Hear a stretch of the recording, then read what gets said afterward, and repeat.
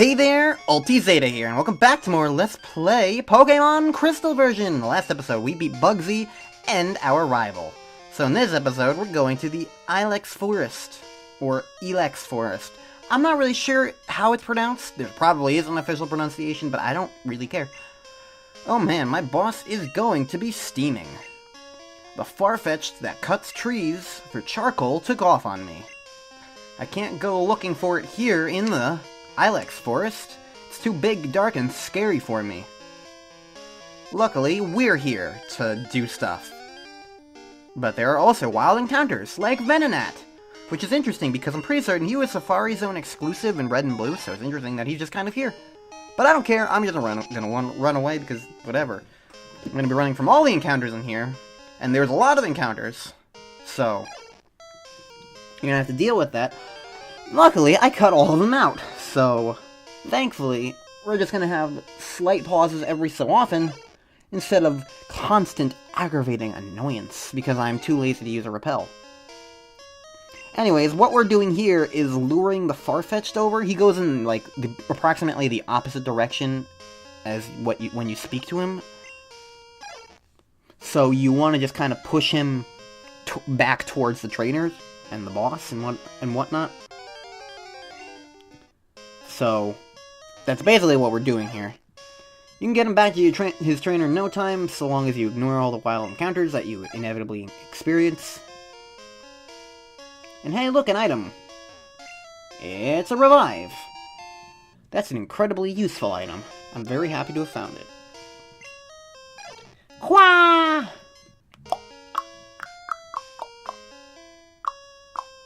Look at those roses dance.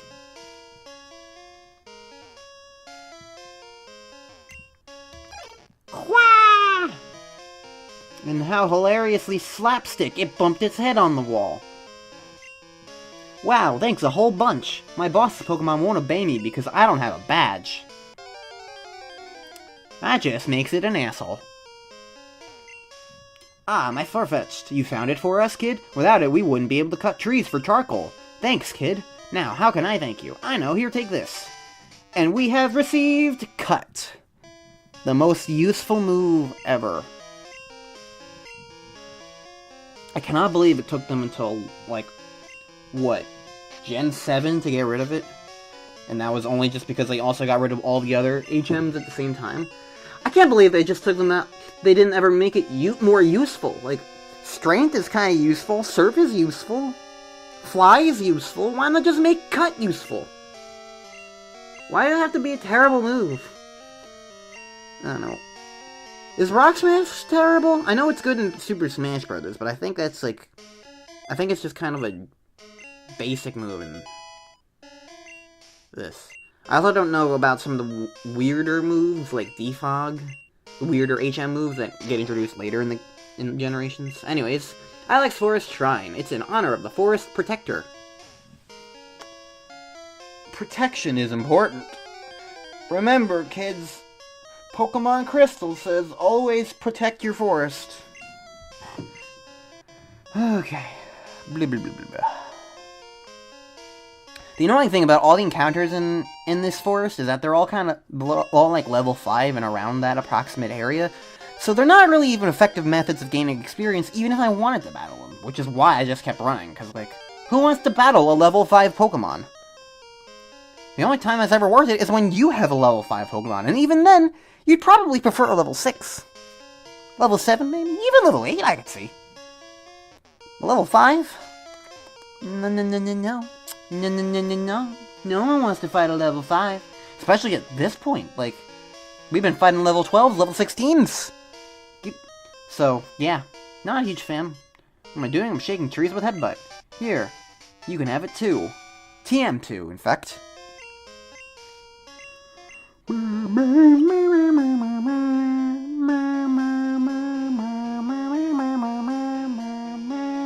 Nothing interesting is going on.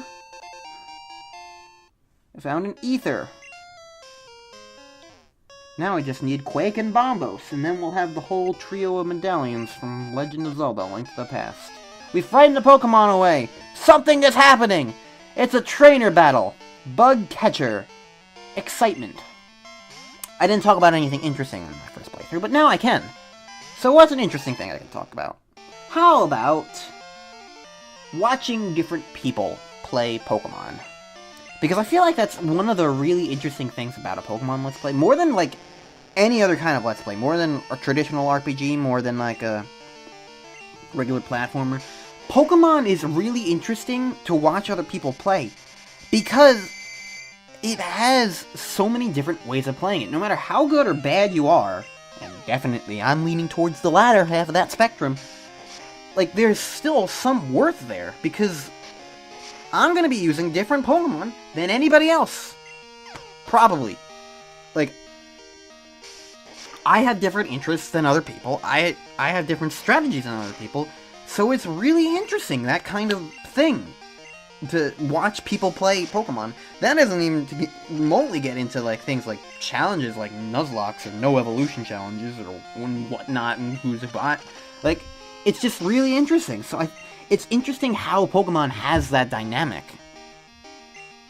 So I do like that, and it's why I kind of feel justified in making these Let's Plays more than just, like, it's because I want to, or whatever, and stuff like that. It's just, it feels like, yeah, there is a reason that this exists.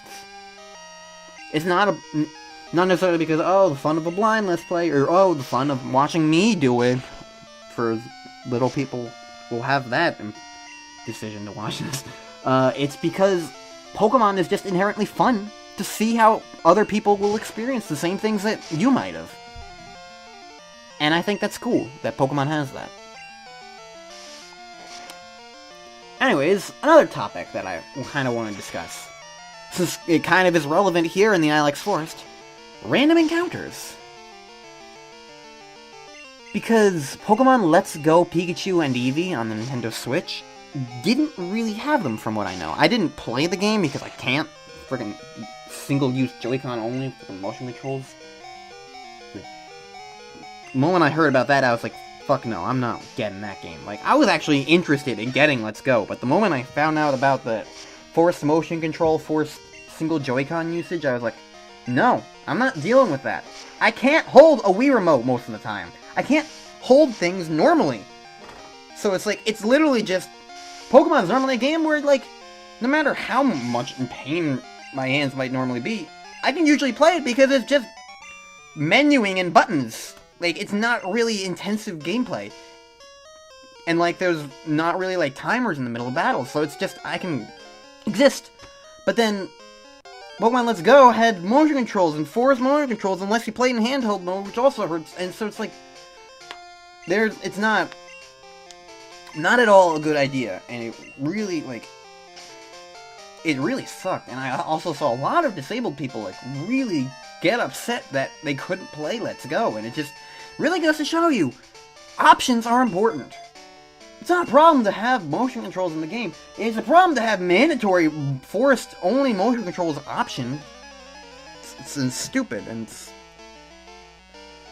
why the entire kind of library of Wii games kind of sits kind of poorly with me nowadays.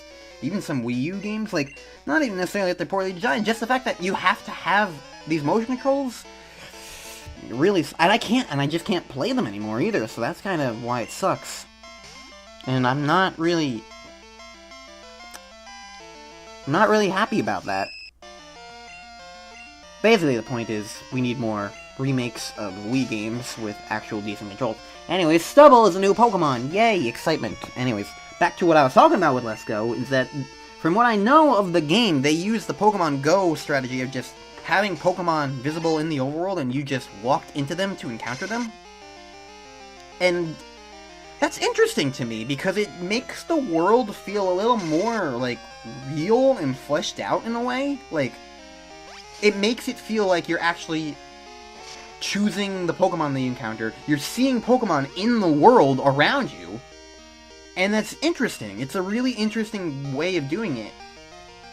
And I honestly think I would like that a lot more than just random encounters, because you'd still get, like, that excitement for, like, oh, seeing a Pokemon that you want, or seeing a shiny, or something like that. You'd still get that excitement when they spawn in on the overworld. You just have the option to actually, you know, go for them. You know? So I think it would really be interesting, and it would negate some of these annoyances, like in caves or forests, or just wild grass in general. Like, you don't have to deal with, wild encounters. Anyways, wild encounter. Except this one is intentional, because I am looking for a Hypno. Not a Hypno. Drowsy. Hypno is what they evolve into. Anyways, I like this line of Psychic types, I really do. Hypno is not in my, like, top Pokemon, but he's definitely up there for me. Like, definitely, like, top 30, 40, 50-ish. Which is kind of, that doesn't sound like a lot, but considering there's, like, almost 900 Pokemon, yes, that is kind of, like, pretty high up there for me. And since I used the Abra line in my Pokemon Blue playthrough, I was thinking, like, oh, hey, well, how about I use Drowsy for this playthrough? Because I don't have a Psychic type yet, and that would be cool. Unfortunately, I killed the first one on accident. I really thought Rage would do less damage there, but whatever. Second one I find, though. So I just decided to whittle it down nice and low with Constrict instead.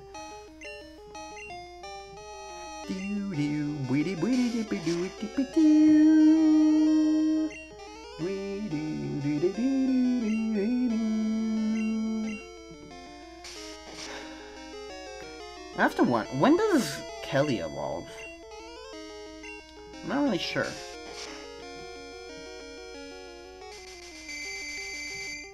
Cause, like, spoiler alert, I've edited all of the episodes now that were recorded in 2018, all 16 of them. And from episode 9 onwards, I start the commentary. I fixed the commentary basically. I'll get more into it later, but I fixed the commentary so it's all live on all the original commentary, all the live commentary. So it's like I'm not gonna have to do post for those.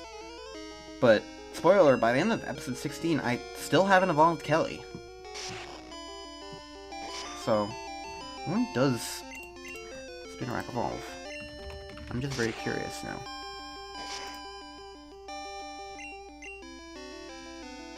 Huh.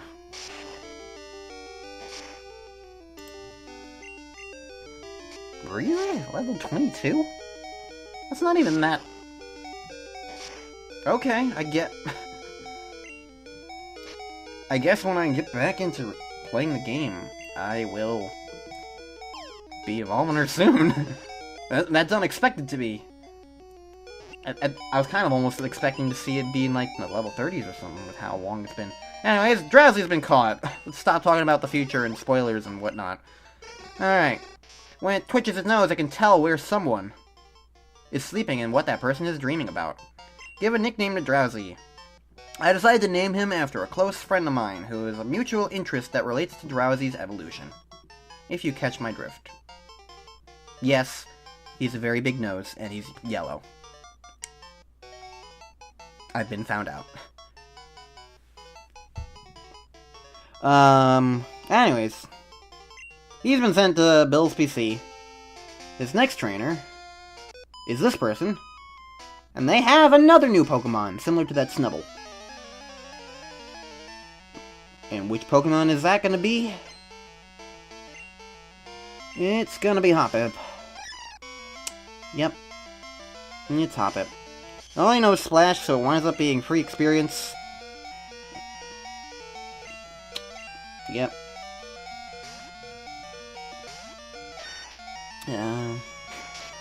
Sorry,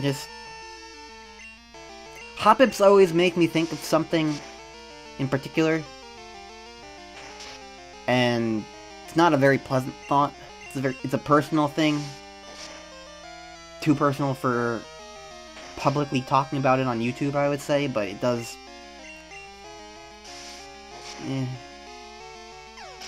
Anyways, the Hoppip's dead, but there are more Hoppips! And I decided to cut them out because they're all the same and they all know Splash, and so it's just worthless, so to keep it in, so yeah. You experience one Hoppip, you experience them all. Anyways... Oh no, wild encounter I didn't intend for. It's dead now. I completely skip over that guy. Daycare, let us raise your Pokemon for you. And I fight this person. Who goes there? What are you up to? This police officer had a Growlithe, but I didn't care. And this person. Another trainer. He's the last trainer, and it'll be a quick fight, so I decided to keep this one in. And I use it as an opportunity to get Sandwich some experience, because I know she needs some. Psyduck! Psyduck! I like Psyduck.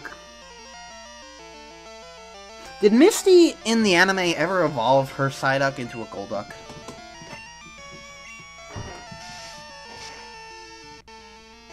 I feel like she should have. I feel like Psyduck's kind of underrated. Like, he's goofy, but I don't know, I like him. Especially, like, Golduck. Golduck was... I used the Golduck in my personal playthrough of Pokemon Pearl. That was a lot of P's. And he was awesome. He was a great water type. Water type with a little bit of Psychic. It's awesome. I don't think he is actually a Psychic type, but...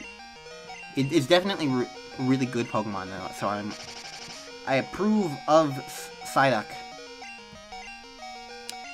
Anyways, I do manage to successfully not kill Sandwich here. I'm surprised.